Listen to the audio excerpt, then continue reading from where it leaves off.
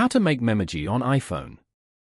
To get started, first of all go ahead and open up the Messages application on your phone.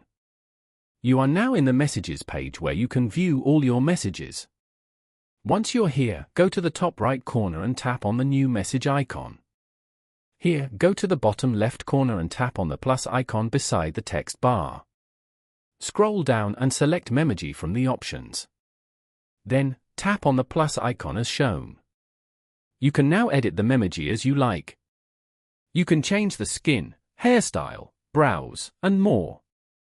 Once you're done, go to the top right corner and tap on Done. You have now successfully created a Memoji. Tap on the emoji key in your keyboard to view the new Memoji.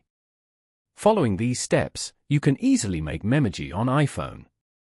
Thank you for watching.